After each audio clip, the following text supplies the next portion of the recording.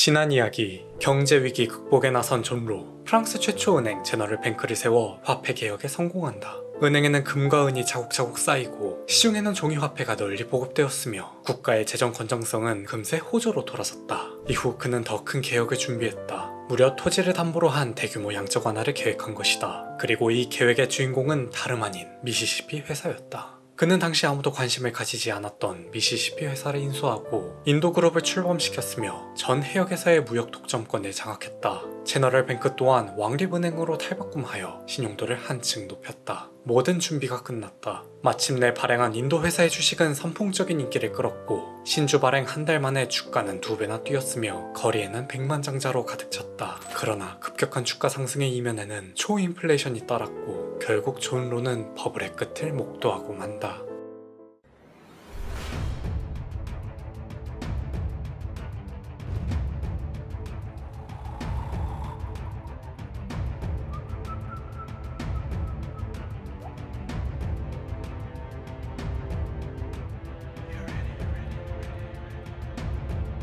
역사로 알아보는 경제 이야기, 방점의 경제사.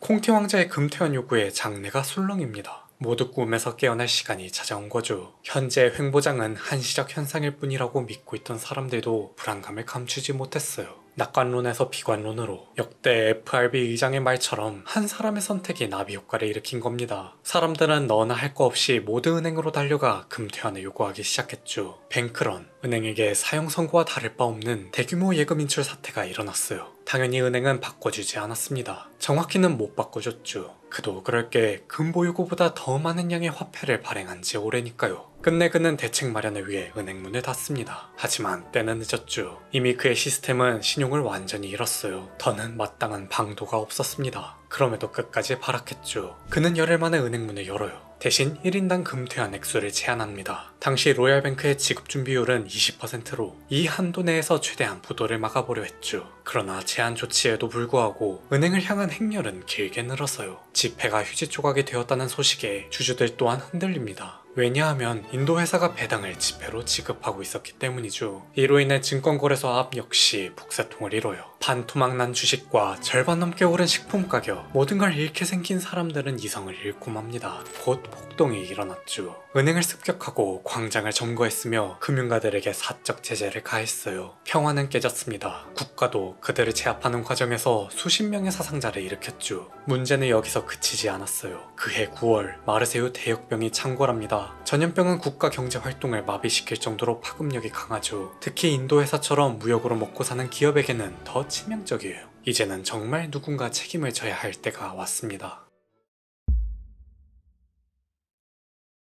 필리프는 간단한 길을 택했죠. 그는 이 모든 사태의 책임을 존로에게 돌려요. 물론 그가 주동자로서 가장 큰 책임을 짊어져야 함은 분명했습니다. 그렇다고 필리프는 잘못이 아예 없느냐? 그건 아니죠. 직원의 실수는 오롯이 사장의 몫이에요. 게다가 존로를 중용한 것도 본인이었습니다. 그도 책임에서 자유로울 수 없었죠. 다행히 그는 미꾸라지처럼 빠져나가요. 이는 존로의 특수성 덕분이었습니다. 잘할 땐 그렇게 추켜 세웠으면서 막상 사건이 터지니 이전 경력들을 들먹이기 시작했죠. 특히 외국인 범죄자라는 타이틀은 그를 희생양삼기에 탁월했고요. 그래놓고 필리프는 뻔뻔하게 굴었습니다. 선심 쓰듯 그의 야반 도주를 도왔죠. 사실 그가 해외를 떠도는 동안 국내를 수습할 생각이었으면서 말이에요. 아무튼 그는 가진 재산과 가족 모두 뒤로 한 채 프랑스를 떠나야 했습니다. 이후 존로는 급속도로 망가졌죠. 과거의 영광에 취한 것인지 이전 번영을 되찾고 싶었던 건지 예전 버릇이 다시 나왔어요. 가난한 처지에 도박을 달고 삽니다. 프랑스에 대한 미련도 버리지 못해 계속 떠돌았죠.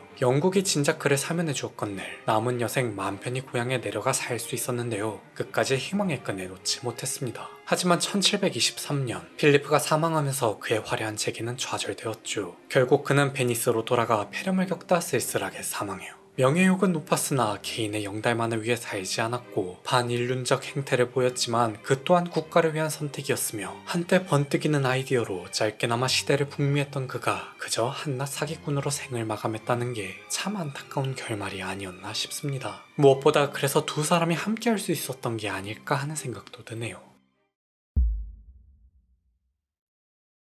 존로의 이야기는 여기서 끝납니다. 그렇다고 영상도 끝내면 뭔가 찝찝하죠. 지금부터는 미시시피 거품 사태가 남긴 교훈에 대해 살펴보겠습니다. 가장 먼저 존 로가 떠난 뒤 프랑스는 어떻게 되었을까요? 의외로 별일 없었죠. 필리프가 발빠르게 대처한 덕분이었습니다. 그는 비자위원회라는 걸 설립했는데요. 그곳에서 모든 진상 파악 및 수습을 하도록 지시했죠. 조사 결과 약 50만 명이 피해를 본 것으로 나타났습니다. 이는 당시로서는 상당한 수치였는데요. 다행히 이 중 절반은 피해액이 1000만 원 미만인 것으로 밝혀졌죠. 위원회는 현대의 예금자 보호법처럼 소액 피해자들에 한해서는 전액 보상을 해줬습니다. 그러나 그 외에게는 무자비했어요. 투자와 투기의 성격을 명확히 구분하고 투기로 판명나면 가차없이 처벌했죠. 투기꾼들은 꼼짝없이 당할 수밖에 없었습니다. 애당초 1715년 기준 프랑스 인구는 대략 1400만 내지 1500만 명으로 추산되고 그중 약 13%만이 존 로의 시스템을 경험했으며 실제로 피해를 본 건 전체 인구 대비 4%도 안 되었거든요. 100명 중 4명꼴. 관점에 따라 많다면 많고 적다면 적은 수치죠. 하지만 이 중 40%도 전액 보상을 받았으니 나머지의 목소리는 그냥 무시해도 될 수준이었습니다. 그에 반해 국가는 당초 목표를 달성해요. 소수라 할지라도 투기꾼의 물량이 상당했죠. 무려 루이 14세가 사망할 때 남긴 부채를 절반으로 줄이는 쾌거를 달성합니다. 추가로 이 사태를 촉발시킨 콩티 왕자도 아무런 처벌을 받지 않았어요. 위원회 의장이 군수업자여서 그런지 힘있는 자들의 증거를 불태워 없애버렸다고 하죠. 결과적으로 국가의 회생을 위해 애꿎은 개미들만 희생된 겁니다.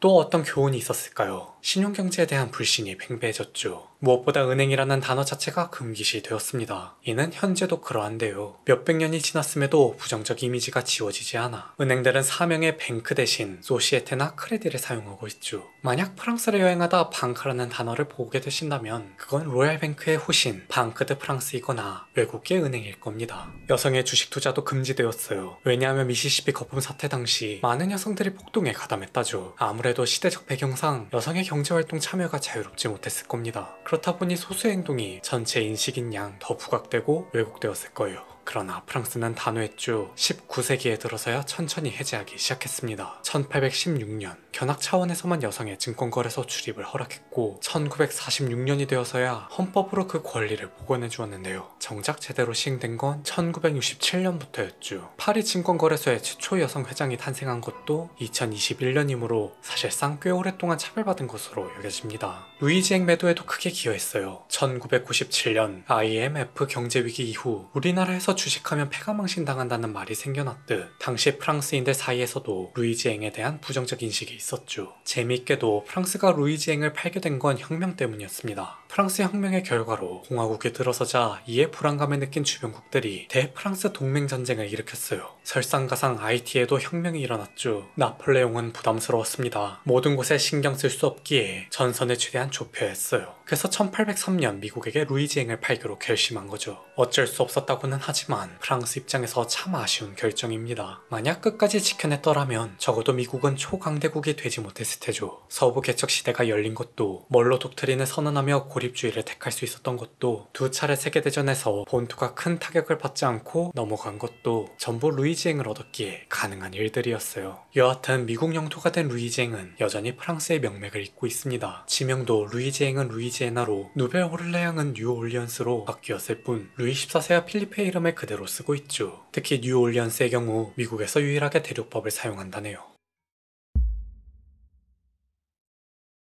마지막은 현대 화폐 시스템의 재정립입니다. 1944년 제2차 세계대전에서 연합국의 승리가 확실해져요. 그러자 미국은 전후의 경제 질서를 바로 세우기 위해 회의를 개최했죠. 그게 브레튼 우즈 체제입니다. 여기서 미국은 패권국으로서 자국의 달러를 기축통화로 한 근본이제를 채택할 것을 주장해요. 도대체 왜 그랬을까요? 이전까지만 하더라도 근본이제는 각국의 중앙은행이 담당해왔죠. 그런데 전쟁 기간 동안 유럽 국가들이 미국에게 물자와 전쟁 배상금을 전부 금으로 지불합니다. 덕분에 종전 당시 미국은 전 세계 금을 무려 70%나 보유하게 되었어요. 미국이 이 기회를 놓칠 리 없죠. 앞으로 35달러당 금 1온스로 교환할 수 있도록 해줄 테니 모두 근본이제를 포기할 것을 종용했습니다. 그들도 이때는 받는 것 외에 딱히 방도가 없었기에 순순히 따랐어요. 그러나 1960년대에 들어 상황이 급변했죠. 지속된 국제 수지의 적자로 달러 가치는 하락했고 서독과 일본의 성장으로 국제 시장에서의 입지도 줄어들었으며 베트남 전쟁에 참전하는 사망하는 등 악재가 연이어 터집니다. 이에 프랑스는 PTSD를 느껴요. 당시의 미국 상황이 미시시피 거품 사태와 겹쳐 보였죠. 결국 드골의 미국의 금태안을 요구하기에 이르렀고 뒤이어 다른 국가들도 동참하자 닉슨은 불태안을 선언하게 됩니다. 여기서 흥미로운 점은 닉슨 쇼크 이후 세계는 비로소 신용화폐를 받아들였다는 거예요. 존 로가 그토록 바라던 꿈이 200년이 더 지나서야 이루어졌죠. 국가가 국채를 담보로 은행권을 발행하는 시대에 적어도 그의 이론이 틀리지 않았다는 것이 증명되었습니다. 돈의 속성이라는 게 그래요. 사실 금이든 달러든 비트코인이든 다 똑같죠. 거래 수단으로서 가치를 잃으면 쓸모없는 건 매한가지입니다. 그럼에도 우리는 매일 이것들을 사용하고 있어요. 세상에 종말이 오지 않는 한 그의 꿈은 계속해서 이어질 테죠.